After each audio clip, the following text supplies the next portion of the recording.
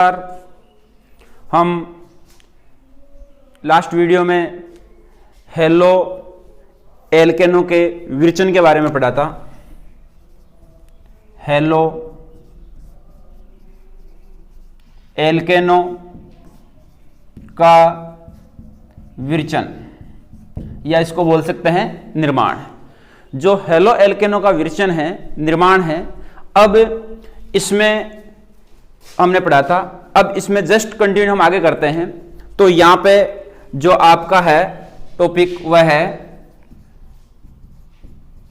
Hello एल्केनो का विनिमय। Hello एल्केनो का विनिमय।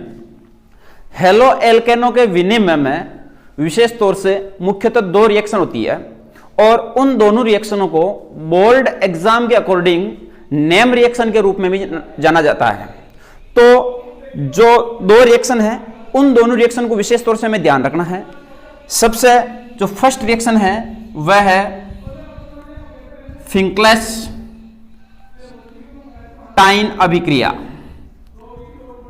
और सेकंड जो रिएक्शन है वह है श्वार्ट अभिक्रिया। एक है फिंकलेस्टाइन अभिक्रिया, एक है श्वार्ट अभिक्रिया। यदि हम फिंकलेस्टाइन अभिक्रिया की बात करें कि फिंकलेस्टाइन अभिक्रिया क्या होती है, कि जब एल्किल क्लोराइड या एल्किल ब्रोमाइड की क्रिया, यदि आप फिंकलेस्टाइन अभिक्रिया की बात करते हैं तो फिंकलेस्टाइन अभिक्रिया में यदि आप एल्किल क्लोराइड या एल्किल ब्रोमाइड, जैसे आपने लिखा RCl, एल्किल क्लोराइड या एल्किल ब्रोमाइड की क्रिया, ये फिंकलेस्टाइन अभिक्रिया लेनी है तो आप लेते हो सोडियम आयोडाइड के साथ में, और यहां पे उत्प्रेरक में लेना है आपको शुष्क एसीटोन। अब देखो बेटा कि यहां पे RCl है, एल्किल क्लोराइड है, और यहां पे सोडियम आयोडाइड है। इन दोनों का जो ब्रेक है, इसका यहां से अपघटन होता है और इसका यहां से अपघटन होता है। दोनों आपस में अपघटित होते हैं कि नहीं होते हैं? तो अपघटित होने पर यहां पे क्या बनता है? NaCl बनता है। तो यहां पे क्या आता है? Ri, एल्किल आयोडाइड, और यहां पे क्या प्राप्त होता है? NaCl। तो इस अभिक्रिया को हम कौन सी अभिक्रिया बोलते हैं? फिंकलेस्टाइन अभिक्रिया। कि एल्किल क्लोराइड की क्रिया सोडियम आयोडाइड के साथ शुष्क एसीटोन की उपस्थिति में करवाने पर एल्किल आयोडाइड का निर्माण होता है। इस अभिक्रिया को हम फिंकलेस्टाइन अभिक्रिया बोलते हैं। कौन सी अभिक्रिया बोलते हैं? फिंकलेस्टाइन अभिक्रिया बोलते हैं। तो इसमें आपको यह ध्यान रखना है कि एल्किल क्लोराइड है और क्रिया किसके साथ में करवानी है? सोडियम आयोडाइड के साथ में करवानी है। किसकी उपस्थिति में करवानी है? शुष्क एसीटोन की उपस्थिति में। यदि शुष्क एसीटोन की उपस्थिति में आप अभिक्रिया करवाओगे तो यहां पे क्या प्राप्त हो जाएगा? Alkyl iodide. यदि आप यहां पे एल्किल ब्रोमाइड लेते हो और इसकी क्रिया भी किसके साथ में करवाते हो? सोडियम आयोडाइड के साथ में करवाते हो। यहां पे यदि आप लिखते हो शुष्क एसीटोन, क्या लिखते हो? शुष्क एसीटोन। तो यहां पे इनके साथ में करवाएंगे, एसीटोन लिख देना, शुष्क नहीं एसीटोन लिखना केवल। यदि इनके साथ में करवाएंगे तो यहां से क्या हो जाएगा आपके पास में? Ri प्लस NaBr, तो ये भी क्या हुआ? Alkyl iodide. तो हमें यही ध्यान रखना है कि एल्किल क्लोराइड हो चाहे एल्किल ब्रोमाइड हो, यदि इसकी क्रिया सोडियम आयोडाइड के साथ एसीटोन की उपस्थिति में करवाते हैं तो हमें एल्किल आयोडाइड का निर्माण होता है। इस अभिक्रिया को हम फिंकलेस्टाइन अभिक्रिया बोलते हैं। यह इंपॉर्टेंट रिएक्शन है और इन रिएक्शन को आपको नेम रिएक्शन से याद रखना है। अब इसके बाद में यदि हम बात करते हैं श्वार्ट अभिक्रिया की, कौन सी अभिक्रिया की बात करते हैं? श्वार्ट अभिक्रिया की। देखो श्वार्ट अभिक्रिया क्या है कि जितने भी एल्किल क्लोराइड होते हैं चाहे एल्किल ब्रोमाइड है, यदि एल्किल क्लोराइड की क्रिया हम धात्विक फ्लोराइडों के साथ में, किसके साथ में? धात्विक फ्लोराइडों के साथ में करते हैं तो हमें एल्किल, जो भी आपने फ्लोराइड लिया उसका रूप प्राप्त होता है और उसी को हम क्या कहते हैं? श्वार्ट अभिक्रिया कहते हैं। देखो यदि आपके पास में है एल्किल क्लोराइड, अब एल्किल क्लोराइड की अभिक्रिया धात्विक फ्लोराइड, धातु जैसे आपने लिख दिया AgF, ये धात्विक फ्लोराइड है। अब इस धात्विक फ्लोराइड में ऐसा भी हो सकता है कि AgF भी हो सकता है, इसके अलावा COF2 भी हो सकता है, SbF3 भी हो सकता है। इस प्रकार से कोई सा भी आपका धात्विक हैलाइड हो सकता है। तो यदि आप एल्किल क्लोराइड की अभिक्रिया AgF के साथ करवाते हो, AgF के साथ करवाने पर यहां से आपको Cl और यहां से Ag, तो यहां पे क्या हो जाएगा RF प्लस AgCl, तो ये एल्किल क्लोराइड का निर्माण हो जाएगा। तो उसको हम क्या कहेंगे, श्वार्ट अभिक्रिया कहेंगे। क्या कहेंगे, श्वार्ट अभिक्रिया। श्वार्ट अभिक्रिया में ध्यान रखना है कि यदि हम एल्किल क्लोराइड की क्रिया धात्विक फ्लोराइडों के साथ में करवाते हैं तो हमें धात्विक हैलाइड का निर्माण होता है, तो उससे धात्विक फ्लोराइड कह सकते हैं, धात्विक फ्लोराइड का निर्माण होता है, तो उससे हम क्या कहते हैं, श्वार्ट अभिक्रिया कहते हैं। तो इन दोनों रिएक्शन को आपको नेम रिएक्शन से अच्छी तरह से ध्यान रखना है। देखो ये दो रिएक्शन है, इनमें एक तो फिंकलेस्टाइन और एक श्वार्ट, दोनों नेम रिएक्शन है और दोनों को अच्छी तरह से जानना है, तो ये चीज आपको आनी चाहिए। अब हेलो एल्केन के विनिमय के बाद में जो आगे यदि हम बात करते हैं कि भाई हेलो एल्केन का विनिमय हो गया, अब इस विनिमय के बाद में हम बात करते हैं एल्किनो से। किससे बात करते हैं, एल्किनो से। एल्किनो से। अब हेलो एल्केन का जो विनिमय है, उस हेलो एल्केन के विनिमय में यदि हम एल्किनो से बात करते हैं तो एल्किनो में सबसे पहले आता है हेलोजन का योग। क्या आता है बेटा, हेलोजन का योग। हेलोजन का योग। अब हेलो एल्किनो से, एल्किनो में फर्स्ट है हेलोजन का योग। अब हेलोजन के योग में यदि हम बात करें तो हेलोजन के योग में यह देखना है आपको, सबसे पहले हेलोजन के योग में कि यदि एल्किन है कोई और उस एल्किन की क्रिया हम हेलोजन के साथ में करवाते हैं तो किस प्रकार से रिएक्शन होती है। जैसे आपने लिखा CH2 डबल बॉन्ड CH2। अब CH2 डबल बॉन्ड CH2 है, इसकी क्रिया करवाते हैं हम Br2 के साथ में। किसके साथ में करवाते हैं, Br2 के साथ में। ये हेलोजन है, अब इसके साथ में क्रिया करवाएंगे तो आपको क्या प्राप्त होगा, CH2 सिंगल बॉन्ड CH2 और यहां पे क्या आ जाएगा Br और यहां पे क्या आ जाएगा Br। तो यदि आपने एल्किनो की क्रिया हेलोजन के साथ में करवाई तो यहां पे आपको क्या प्राप्त हुआ, विसनिल डाइहैलाइड का निर्माण हुआ कि नहीं हुआ, विसनिल डाइहैलाइड, विसनिल डाइहैलाइड। तो यहां पे प्राप्त होता है विसनिल डाइहैलाइड। आपने पढ़ा था जेम डाइहैलाइड, विसनिल डाइहैलाइड या अल्फा ओमेगा डाइहैलाइड। तो विसनिल डाइहैलाइड क्या होता है कि दो निकटवर्ती कार्बन परमाणु होते हैं और यदि दोनों निकटवर्ती कार्बन परमाणुओं पर हेलोजन परमाणु जुड़ा होता है तो उसको क्या बोलते हैं, विसनिल डाइहैलाइड बोलते हैं। तो ये विसनिल डाइहैलाइड का निर्माण हो जाएगा, उसको हम क्या कहेंगे, हेलोजन के योग से। तो ये चीज आपको ध्यान होनी चाहिए कि जब एल्किनो की क्रिया हम डाइहेलोजन के साथ में करवाते हैं तो हमें विसनिल डाइहैलाइड का निर्माण होता है, तो ये होता है हेलोजन का योग। अब नंबर 2 जो आपकी रिएक्शन है वह है HX का योग। क्या है, HX का योग, हाइड्रोजन हैलाइड का योग। अब HX का योग आपको करवाना है किसके साथ में, एल्किनो के साथ में। अब एल्किनो के साथ में HX का योग करवाएं तो हम क्या लिखते हैं कि CH3 CH2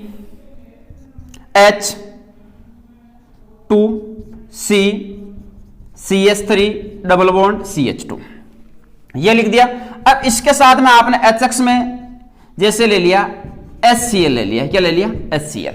अब यहां पे ध्यान देनी होगी कि जब एल्किनो पर HX का योग करवाया जाता है, जब एल्किनो पर HX का योग करवाया जाता है तो इनका जो योग है वह मार्कोनिकोफ के नियमानुसार होता है। किसके अनुसार होता है, मार्कोनिकोफ के नियमानुसार। तो मार्कोनिकोफ के नियमानुसार की बात करते हैं तो मार्कोनिकोफ के नियम में यही है कि जो द्विबंधित कार्बन है, जिस द्विबंधित कार्बन पर हाइड्रोजन कम है, जिस द्विबंधित कार्बन पर हाइड्रोजन कम है वहां पे तो क्या जुड़ जाता है Cl, और जिस द्विबंधित कार्बन पर हाइड्रोजन ज्यादा है वहां पे क्या जुड़ जाता है H। तो इसको आप क्या लिख सकते हो कि CH3 CH2 CH3 CH2 और यहां पे तो ये क्या आ जाएगा, Cl आ जाएगा और यहां पे ये क्या आ जाएगा और H आ जाएगा। तो इसको हम क्या बोलेंगे, मार्कोनिकोफ के नियम के अनुसार। अब हमें इस मार्कोनिकोफ के नियम अनुसार कुछ चीजें देखनी है। एक तो था मार्कोनिकोफ का नियम और एक होता एंटी मार्कोनिकोफ का नियम। तो मार्कोनिकोफ और एंटी मार्कोनिकोफ दोनों की हम व्याख्या करते हैं। तो अब इसके दोनों की व्याख्या हम देखो ध्यान से।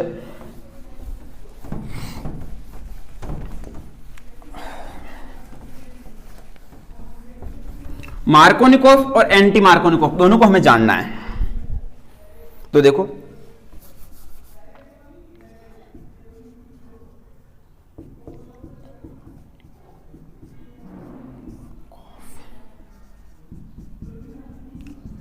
मार्कोनिकोफ का नियम, मार्कोनिकोफ के नियम में क्या है कि असीमित एल्किनों पर जब HX का योग करवाया जाता है, असीमित एल्किनों पर जब HX का योग करवाया जाता है तो उसमें से हेलोजन यानी ऋणावेशित समूह, हेलोजन का मतलब क्या है, ऋणावेशित समूह, उस असीमित श्रृंखला के द्विबंधित जो कार्बन है उस कार्बन पे जुड़ता है जिस कार्बन पे हाइड्रोजन की संख्या कम होती है, और बचा हुआ जो हाइड्रोजन है वह उस कार्बन पे जुड़ता है द्विबंधित पर जिस पर हाइड्रोजन संख्या क्या होती है, अधिक होती है। और इसी नियम को हम क्या कहते हैं, मार्कोनिकोफ का नियम कहते हैं। तो देखो आपने कहा कि जैसे ये आपके पास में श्रृंखला CH3 CH2 CH3 double bond CH2, यह असीमित एल्किन है। यदि इस असीमित एल्किन की क्रिया हम HCl के साथ में करवाते हैं तो HCl के साथ में यदि इसकी क्रिया करवाएंगे मार्कोनिकोफ के नियम अनुसार, किसके अनुसार, मार्कोनिकोफ के नियम अनुसार, तो मार्कोनिकोफ के नियम ये ध्यान देना है कि इस असीमित श्रृंखला में द्विबंध कहां पे, यहां पे। अब द्विबंधित कार्बन एक ये है एक ये है, इन दोनों द्विबंधित कार्बन में ये ध्यान रखना है कि जो आपके पास में ये HX है, H और X, X का मतलब क्या है, फिर कल बार आई, यही है। इनमें से ये हेलोजन है, इस हेलोजन को हम क्या कहते हैं, ऋणावेशित है। ये ऋणावेशित भाग इस श्रृंखला के उस द्विबंधित कार्बन पे जुड़ेगा जिसमें हाइड्रोजन की संख्या क्या रहेगी, कम रहेगी। तो हाइड्रोजन इस पे तो कितना, एक भी नहीं, इस पे कितने, दो। तो इन दोनों की तुलना में द्विबंधित कार्बन ये दो ही है, इन दोनों की तुलना में हाइड्रोजन कम किस पे, इस पे, तो ये हेलोजन समूह किस पे जुड़ जाएगा, इस पे जुड़ जाएगा। और इन दोनों की तुलना में हाइड्रोजन ज्यादा किस पे, CH2 पे है, तो ये किस पे जुड़ जाएगा, इस पे जुड़ जाएगा। तो इन दोनों का एक दूसरे पर जुड़ना और ही क्या कहलाता है, आपका मार्कोनिकोफ का नियम कहलाता है। तो आपको विशेष तौर से यह ध्यान देना है कि असीमित एल्किनों पर यदि HX का योग करवाया जाता है तो उसमें हेलोजन परमाणु उस एल्किनों की जो श्रृंखला है उसके उस द्विबंधित कार्बन पे जुड़ता है जिस पे हाइड्रोजन क्या होते हैं, कम होते हैं। उस पे तो कौन जुड़ता है, हेलोजन। और हाइड्रोजन किस पे जुड़ते हैं, जिस पे हाइड्रोजन संख्या क्या होती है, अधिक होती है। और उसी नियम को हम क्या कहते हैं, मार्कोनिकोफ का नियम कहते हैं। तो देखो यहां पे कि आपने लिखा यहां पे CH3, यहां पे CH2, यहां पे CH3 सिंगल बॉन्ड हो जाएगा, यहां पे क्या जाएगा, CH2 आ जाएगा। अब यहां से क्या किया आपने, Cl को यहां पे जोड़ा, तो आप यहां पे क्या लिख सकते हो, Cl, और एक हाइड्रोजन यहां पे जोड़ा तो यहां पे क्या आ गया, हाइड्रोजन आ गया। तो यह नियम होगा वह हमेशा किसकी पालना करेगा, मार्कोनिकोफ के नियम की पालना करेगा। तो इसी को आपको ध्यान देना है कि इसे हम कौन सा नियम बोलते हैं, मार्कोनिकोफ का नियम बोलते हैं। अब इस मार्कोनिकोफ के नियमों को हम एक रूप में और भी लिख सकते हैं। जैसे आपके पास में ये एक एग्जाम्पल हम और भी देख सकते हैं। जैसे ये कोई एक श्रृंखला है, इस श्रृंखला पर यदि हम मार्कोनिकोफ के नियम की पालना करवाएं, जैसे आपने लिखा HCl के साथ में यदि ये क्रिया करता है तो किस प्रकार के यौगिक बनाता है। तो आपको पता है कि आपने जो 11th क्लास में लाइन विधि के IUPAC नामकरण पढ़े थे, उस लाइन विधि के नामकरण में क्या था कि 1, 2, 3 और 4, ये 4 कार्बन की वलय हैं और इस 4 कार्बन की वलय पर हमें बात करना है। तो देखो इसमें हम क्या लिख सकते हैं, इसको सीधा सा करके देखो, CH3 CH2 CH double bond CH2। तो इसी प्रकार से अब यहां पे ये ध्यान देना है कि ये दो जो कार्बन हैं, इन दोनों कार्बनों में सबसे कम हाइड्रोजन किस पे, इस पे, और इसकी तुलना में इसमें हाइड्रोजन क्या है, ज्यादा है। तो इन दोनों के बारे में हमें ध्यान देना है। तो इसमें से जो आपका Cl है वह तो किस पे जुड़ जाएगा, इस कार्बन पे जुड़ जाएगा यहां पे, और H किस पे जुड़ेगा, इस कार्बन पे जुड़ेगा। तो यहां पे आप क्या लिख सकते हो कि इस प्रकार की श्रृंखला जोड़नी है आपको सीधी सी, और यहां पे क्या जोड़ दोगे आप, Cl, और यहां पे क्या जोड़ दोगे आप, H, यही होगा। तो इसको आप ऐसे भी लिख सकते हो वापस पुनः कि यहां पे CH3 CH2, यहां पे CH सिंगल बॉन्ड, और यहां पे क्या जाएगा, CH2 है, तो यहां पे एक तो क्या जाएगा Cl, और यहां पे क्या जाएगा, H आ जाएगा। तो इस नियम को हम मार्कोनिकोफ का नियम बोलते हैं। क्या बोलते हैं, मार्कोनिकोफ का नियम बोलते हैं। तो यह चीज आपको पता होनी चाहिए कि मार्कोनिकोफ के नियम में किस प्रकार से इसकी व्याख्या की जाती है। अब ये एक इंपॉर्टेंट नियम है और इस इंपॉर्टेंट नियम की हमें जानकारी होनी चाहिए कि मार्कोनिकॉफ के नियम किस प्रकार से व्याख्या की गई। तो मेरे हिसाब से किसी कोई प्रॉब्लम नहीं होगी। एक बार वापस में बोल देता हूं कि जब असीमित एल्किनो की क्रिया HX के साथ करवाई जाती है तो HX में से हैलोजन परमाणु उस असीमित श्रृंखला के द्विबंधित उस कार्बन पे जुड़ता है जिस पे हाइड्रोजन संख्या क्या होती है, कम होती है, और हाइड्रोजन उस असीमित श्रृंखला के उस द्विबंधित कार्बन पे जुड़ता है जिस पे हाइड्रोजन संख्या अधिक होती है, और इसी नियम को हम मार्कोनिकॉफ का नियम कहते हैं। यह होता है आपके मार्कोनिकॉफ का नियम। इसके बारे में हमें ध्यान होना चाहिए कि मार्कोनिकॉफ के नियम की व्याख्या किस प्रकार से की जाती है। अब मार्कोनिकॉफ के नियम के बाद में हम दूसरा बात करते हैं एंटी मार्कोनिकॉफ का नियम। किसकी बात करते हैं? एंटी मार्कोनिकॉफ का नियम। देखो एंटी मार्कोनिकॉफ का जो नियम है उसे एंटी मार्कोनिकॉफ का नियम या उसको क्रॉस प्रभाव या उसको प्रोक्साइड प्रभाव के नाम से भी हम जानते हैं। देखो एंटी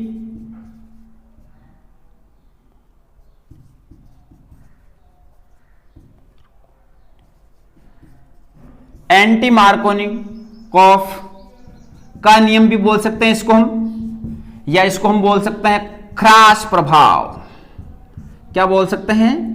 क्रॉस प्रभाव, या इसको बोल सकते हैं प्रोक्साइड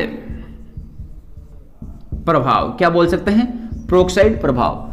के एंटी मार्कोनिकॉफ का नियम, क्रॉस प्रभाव या प्रोक्साइड प्रभाव। तो इनके बारे में हमें ध्यान होना चाहिए कि एंटी मार्कोनिकॉफ का नियम क्या है, क्रॉस प्रभाव क्या है, या प्रोक्साइड प्रभाव क्या है। तो वही है जो आपके पास में मार्कोनिकॉफ का नियम था। मार्कोनिकॉफ का नियम का जस्ट जो विपरीत होता है उसी को हम क्या बोलते हैं? एंटी मार्कोनिकॉफ का नियम बोलते हैं। किसका नियम बोलते हैं? एंटी मार्कोनिकॉफ का नियम बोलते हैं। तो हम ये कहेंगे कि जो आपके पास में असीमित एल्किन थे, उस असीमित एल्किन की क्रिया यदि हम HBr के साथ में करवाते हैं, हाइड्रोजन ब्रोमाइड के साथ में करवाते हैं। अब यदि हाइड्रोजन ब्रोमाइड के साथ में करवाते हैं, किसकी उपस्थिति में करवाते हैं? प्रोक्साइड की उपस्थिति में। किसकी उपस्थिति में करवाते हैं? प्रोक्साइड की उपस्थिति में करवाते हैं। तो प्रोक्साइड की उपस्थिति में करवाने से जो असीमित एल्किन की वलय है, उस असीमित एल्किन की वलय में जहां पे द्विबंध जुड़ा हुआ है, द्विबंध युक्त 2 कार्बन है, उसमें जिस कार्बन पे हाइड्रोजन कम है वहां पे तो क्या जुड़ेगा? हाइड्रोजन जुड़ेगा, और जिस कार्बन पर हाइड्रोजन ज्यादा है वहां पे क्या जुड़ेगा? हेलोजन जुड़ेगा। और इसी नियम को हम क्या कहते हैं? एंटी मार्कोनिकॉफ का नियम, या उसको क्या बोलते हैं? क्रॉस प्रभाव, या क्या बोल सकते हैं? प्रोक्साइड प्रभाव। तो इसको हम ध्यान से देखते हैं। इधर देखो, देखें जैसे आपको लिखा CH3 CH2 CH3 double bond CH2, यह कोई असीमित एल्कीन है। अब असीमित एल्कीन की क्रिया हम करवाते हैं HBr के साथ। किसके साथ में करवाते हैं? HBr के साथ में। प्रोक्साइड, यदि हम प्रोक्साइड की बात करें, प्रोक्साइड क्या होता है? तो प्रोक्साइड के बारे में हम क्या कहते हैं? ROOR, ये लिखते हैं। अब इस प्रोक्साइड में किसी भी प्रकार की कोई धातु हो सकती है। जैसे आप ये कह सकते हो, प्रोक्साइड की यदि हम बात करें सिंपल से, तो ये कह सकते हैं कि आप लिख सकते हो H, ये भी लिख सकते हैं, यहां पे आप ये भी लिख सकते हो Na, ये भी लिख सकते हो। इसके अलावा आप ये भी लिख सकते हो K। तो इनका रूप यही है कि यदि आप यहां पे लिखो H2O2 तो भी प्रोक्साइड है, Na2O2 तो भी प्रोक्साइड है, K2O2 तो भी प्रोक्साइड है। तो ये होता है प्रोक्साइडीय रूप। कौन सा रूप होता है? प्रोक्साइडीय रूप। यदि असीमित एल्कीन की श्रृंखला ये है, इसकी क्रिया किसके साथ में करवानी है? HBr के साथ में करवानी है। उपस्थिति किसकी लेनी है? प्रोक्साइड की। तो इनमें से आप कोई सा भी यहां पे प्रोक्साइड ले सकते हो। ठीक है। अब ये देखो कि इस असीमित श्रृंखला में ये जो 2 कार्बन, एक कार्बन ये है, एक कार्बन ये है, इन दोनों कार्बनों के बीच में द्विबंध है ना, द्विबंधित 2 ही कार्बन है। अब इस HBr में से जो हाइड्रोजन है वह उस कार्बन पे जुड़ेगा जिस पे हाइड्रोजन की संख्या क्या रहेगी? कम रहेगी, और Br उस कार्बन पे जुड़ेगा जिस पे हाइड्रोजन संख्या रहेगी? ज्यादा रहेगी। तभी मार्कोनिकॉफ के नियम के विरुद्ध होगा। मार्कोनिकॉफ के नियम में आपने क्या पढ़ा था कि यहां पे जो HCl था, उसमें जो क्लोरीन था वह उस कार्बन पे जुड़ रहा था जिस कार्बन पर हाइड्रोजन संख्या क्या थी, कम थी, और हाइड्रोजन उस कार्बन पे जुड़ रहा था जिस पर हाइड्रोजन संख्या क्या थी, ज्यादा थी। यहां पे उससे जस्ट विपरीत है, तो यहां पे हाइड्रोजन उस कार्बन पे जुड़ेगा जिस पे हाइड्रोजन की संख्या क्या रहेगी, कम कार्बन के ऊपर, और Br उस कार्बन पे जुड़ेगा जिस पे हाइड्रोजन संख्या क्या रहेगी, ज्यादा रहेगी। तो इसको हम क्या लिख सकते हैं कि CH3 CH2 CH3 CH2 यहां पे ये है। अब यहां पे देखो विशेष तौर से कि यहां पे तो क्या जाएगा आपका H आ जाएगा और यहां पे क्या जाएगा, Br आ जाएगा।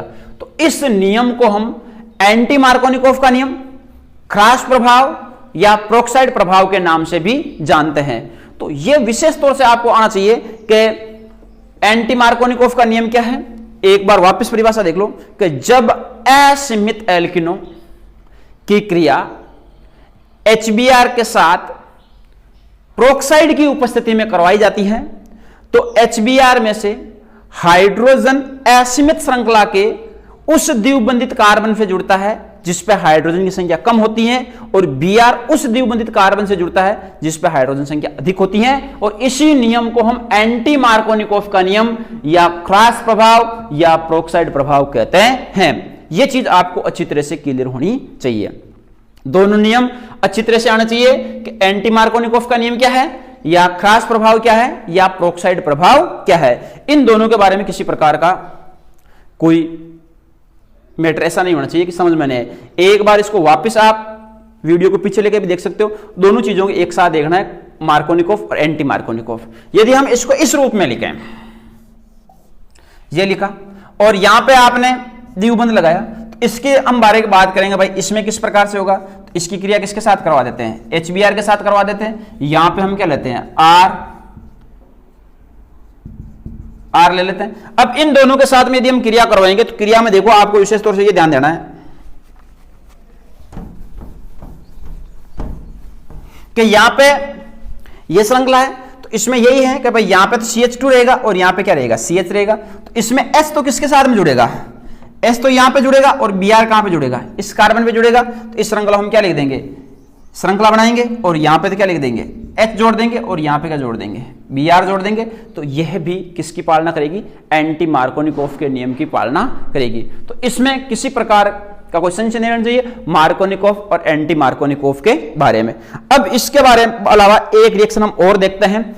ये मैं आशा करता हूं कि आपको मार्कोनिकोव और एंटी मार्कोनिकोव अच्छी तरह समझ में आ गया होगा। इसके बारे में बाद में हम देखते हैं, एक रिएक्शन और बचती है, उसको देख लेते हैं। उसका नाम है बोरॉन या बोरोडीन बोलते हैं उसको।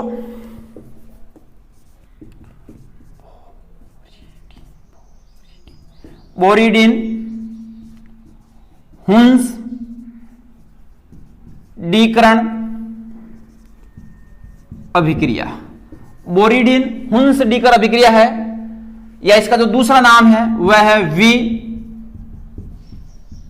कार्बोक्सिलीकरण। बोरिडीन हुंस डीकर अभिक्रिया, या इसको बोलते हैं वी कार्बोक्सिलीकरण अभिक्रिया। देखो बोरिडीन हुंस डीकर अभिक्रिया या वी कार्बोक्सिलीकरण अभिक्रिया है, इसमें है कि यदि हम जो कार्बोक्सिल अम्ल है उस कार्बोक्सिल अम्ल के सिल्वर लवणों की क्रिया Br2 के साथ में CCl4 की उपस्थिति में करवाते हैं, और जो हमें हेलो एल्केन प्राप्त होता है, तो उस अभिक्रिया को हम क्या बोलते हैं, बोरिडीन हुंस डीकर अभिक्रिया या वी कार्बोक्सिलीकरण अभिक्रिया। जैसे आपने लिखा RCOOH, यदि इसकी क्रिया करवाते हम Br2 के साथ है, और यहां पे आपने उत्प्रेरक में ले लिया CCl4 कार्बन टेट्रा क्लोराइड।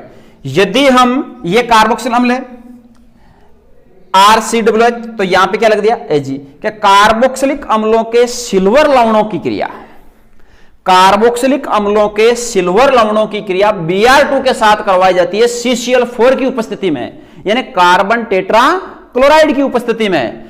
तो देखो इसको हम ऐसे लिख सकते हैं Br यहां से एक Ag और यहां से एक Br। AgBr प्लस यहां से क्या हो जाएगा, एक R और एक Br, इसको तो आपने क्या लिख दिया, RBr plus CO2 plus AgBr, यह प्राप्त होगा कि नहीं होगा।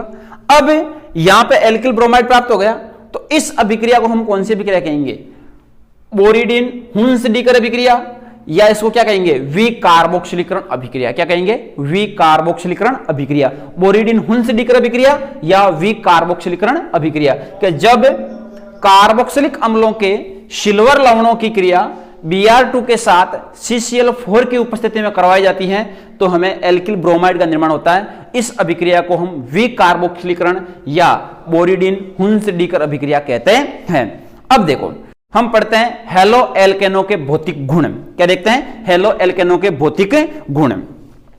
अब हेलो एल्केनो के भौतिक गुण, सबसे पहले इधर देखो, हेलो एल्केनो के जो भौतिक गुण हैं, उन भौतिक गुणों में हमें विशेष तौर से यह ध्यान देना है, हेलो एल्केनो के भौतिक गुण। हेलो एल्केनो के भौतिक गुण है, उनके बाद में आएंगे हेलो एल्केनो के रासायनिक गुण। सबसे पहले हम यदि हेलो एल्केनो के भौतिक गुणों की बात करें तो हेलो एल्केन जितने भी होते हैं वह सामान्यतः रंगहीन होते हैं। कैसे होते हैं, रंगहीन, यानी कलरलेस होते हैं। ये किसी भी प्रकार का कलर नहीं देते हैं। यानी जो हेलो एल्केन है, हेलो एल्केन सामान्यतः रंगीन होते हैं, लेकिन एल्किल ब्रोमाइड और एल्किल आयोडाइड ये दोनों होते हैं। जैसे हम एल्किल आयोडाइड की बात करें, एल्किल आयोडाइड, एल्किल जो आयोडाइड होता है यह सूर्य के प्रकाश की उपस्थिति में, सूर्य के प्रकाश की उपस्थिति में, एल्किल आयोडाइड सूर्य के प्रकाश की उपस्थिति में रंगहीन नहीं होकर कैसा हो जाता है, पीला हो जाता है। कैसा हो जाता है, पीला हो जाता है। तो हमें यह ध्यान देना है कि सामान्यतः जितने भी हेलो एल्किल होते हैं उनका कोई कलर नहीं होता है, रंगीन होते हैं। और दूसरी चीज यह है कि एल्किल आयोडाइड है, यह सूर्य के प्रकाश की उपस्थिति में कैसा पड़ जाता है, पीला पड़ जाता है। तो यह चीज हमें पता होना चाहिए कि एल्किल आयोडाइड है वह सूर्य के प्रकाश की उपस्थिति में कैसा हो जाता है, पीला हो जाता है।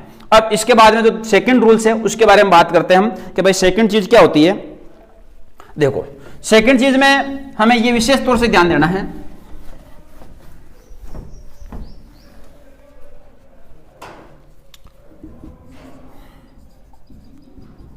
क्वथनांक समानुपाती अणुभार। क्वथनांक समानुपाती अणुभार, इसका मतलब क्या है कि जितने भी आपके पास में हेलो एल्केन से एल्किल हैलाइड है, यदि आप एल्किल हैलाइडों का जैसे जैसे अणुभार बढ़ाओगे, एल्किल हैलाइडों का जैसे जैसे अणुभार बढ़ाओगे वैसे वैसे उनके क्वथनांक का मान भी क्या होगा, बढ़ेगा। कि एल्किल हैलाइडों का जैसे जैसे आप अणुभार बढ़ाओगे वैसे वैसे उनका क्वथनांक भी बढ़ेगा। क्वथनांक क्यों बढ़ेगा कि उनमें पाया जाने वाले जो वैन डर वाल बल है वे क्या होंगे, मजबूत होंगे, और मजबूत होंगे तो उनका क्वथनांक क्या होगा, बढ़ेगा। तो इस क्रम को हम ऐसे लिख सकते हैं कि CH3Cl, इसमें यहां पे हो सकता है CH3CH2Cl,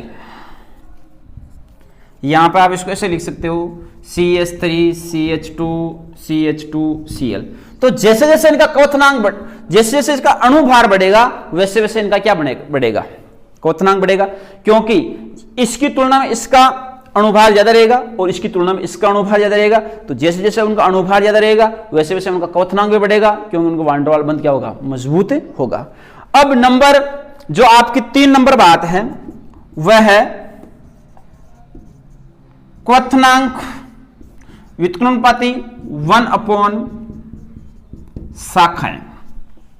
क्वथनांक व्युत्क्रमण 1/शाखाएं, इसका मतलब क्या है कि यदि आपके पास में जो एल्किल हैलाइड दे रखे हैं, उन एल्किल हैलाइडों की हम बात करते हैं, एल्किल हैलाइड जो भी रूप दे रखा है, उस एल्किल हैलाइड की जो अणुभार है, एक श्रृंखला लंबी रहेगी, तो श्रृंखला लंबी रहेगी तो उसमें बंध मजबूत रहेंगे, और जैसे जैसे उनकी शाखाएं बढ़ेगी, तो शाखाएं बढ़ेगी तो उनका पृष्ठीय क्षेत्रफल क्या होगा, घटेगा, और पृष्ठीय क्षेत्रफल घटेगा तो उनका जो क्वथनांक है वे भी क्या होगा, घटेगा। एक तो शाखा लंबी रहेगी, जब तक शाखा लंबी रहेगी तब तक उनका क्वथनांक बढ़ता रहेगा, और जब शाखाएं छोटी रहे हो जाएगी तो शाखाएं बढ़ा दी जाएगी, शाखाओं की संख्या बढ़ा दी जाएगी, तो संख्या बढ़ा, एक तो श्रृंखला सीधी चेन लंबी है, अब उस चेन को क्या कर दिया, शाखाओं के रूप में जोड़ दिया, तो शाखाएं जोड़ने में उसका पृष्ठीय क्षेत्रफल क्या हो गया, कम हो गया, और पृष्ठीय क्षेत्रफल कम हुआ तो उनका क्वथनांक क्या होगा, घटेगा। क्या होगा, घटेगा। कि शाखाएं यदि आपने ज्यादा कर दी तो उसका पृष्ठीय क्षेत्रफल बढ़ा, और पृष्ठीय क्षेत्रफल बढ़ने वाला उसका वान डेर वाल बंध क्या हो गया, कमजोर हो गया। तो इसके जस्ट हम इसकी विपरीत संख्या में बात करते हैं, हम ऐसे लिख सकते हैं इसको कि जैसे देखो कि यदि जैसे जैसे इनकी शाखाएं बढ़े, जैसे ये श्रृंखला दे रखी है, मैं ऐसे ही बताता हूं सीधा सा, इसमें आपने लिखा CH3 CH2 CH3 और यहां पे आपने लिखा CH और यहां पे लिख दिया CH, तो ये शाखाएं छोटी हुई, इसमें शाखाएं बढ़ गई, शाखाएं बढ़ी तो क्या है, इसका क्वथनांक क्या हो जाएगा, कम हो जाएगा, वान डेर वाल बल घटेगा। आप ऐसे भी लिख सकते हो CH3 CH3 CH2 CH, एक तो ये है यौगिक, और इसके अलावा आप इन्हें इसको ऐसे लिख दिया कि CH3 CH2 CL, तो ये शाखा लंबी है, जबकि ये शाखा क्या हो गई, छोटी हो गई, क्योंकि इसका पृष्ठीय क्षेत्रफल क्या होगा, घट गया, इसका पृष्ठीय क्षेत्रफल ज्यादा था, तो पृष्ठीय क्षेत्रफल जिसका घटेगा उसका क्वथनांक क्या होगा, कम होगा। और इसी के आधार पर हमें इनके ध्यान देना है कि यदि जितनी शाखाएं आप बढ़ाओगे तो उसका पृष्ठीय क्षेत्रफल जितना ही कम होगा, और पृष्ठीय क्षेत्रफल कम होगा तो इसका मतलब क्या है कि पृष्ठीय क्षेत्रफल जहां पे कम हुआ है वहां पे उसका क्वथनांक घटा है, क्योंकि उसका वान डेर वाल बंध है, वह वान डेर वाल बंध क्या हुआ है, कमजोर हुआ है। तो जो ये चीजें थी वे हमें सिंपल सी हेलो एल्केन के भौतिक गुणों के बारे में जानना था। अब जो भी हेलो एल्केन के भौतिक गुण है, उन भौतिक गुणों में ये विशेष बिंदु थे, इन बिंदुओं के आधार पर आपको क्वेश्चन भी पूछा सकता है बोर्ड एग्जाम में, सीधे से ये बिंदु लिख दिया, इसकी कोई भी क्रम लिख दिया कि निम्नलिखित का बढ़ते हुए क्वथनांक के रूप में लिखिए, क्योंकि यहाँ पे हेलोजन कैसे हैं, समान है, तो समान हेलोजनों के रूप में आपको बोले दे रखी है, तो उसका क्वथनांक का रूप लिखना है, और क्वथनांक में सीधा से यही बताना है कि जैसे जैसे अणुभार बढ़ेगा वैसे वैसे क्वथनांक बढ़ेगा, क्योंकि उनका वान डेर वाल बंध कैसा होगा, मजबूत होता जाएगा। इसके अलावा क्वथनांक व्युत्क्रमण वनपोन शाखाएं हैं, तो क्वथनांक व्युत्क्रमणपाती वनपोन शाखाओं के रूप में हम ये कह सकते हैं कि जो शाखाएं थी, शाखाओं का पृष्ठीय क्षेत्रफल आपने घटाया तो उसके रूप में आपने क्या कह दिया कि उनका क्वथनांक घट गया। अब हम नेक्स्ट जो वीडियो आएगा, नेक्स्ट वीडियो में हम पढ़ेंगे हेलो एल्केन के रासायनिक गुण। ये भौतिक गुण कंप्लीट हो गए, यहां तक एक बार आप अच्छी तरह से क्लियर करना, अच्छी तरह से देखना। इसके बाद में हेलो एल्केनों के रासायनिक गुण है, उसमें हम SN1 SN2 अभिक्रियाएं देखेंगे और सेटजेब का नियम वगैरह पढ़ेंगे। लेकिन यहां तक अच्छी तरह से आप तैयार करना, किसी प्रकार की कोई आपको त्रुटि है या समझ में नहीं आया तो उसमें कमेंट में जरूर बताना, लेकिन इस वीडियो को ज्यादा से ज्यादा आप देख के अच्छी तरह से इसको समझना। आज के लिए इतना ही, जय हिंद।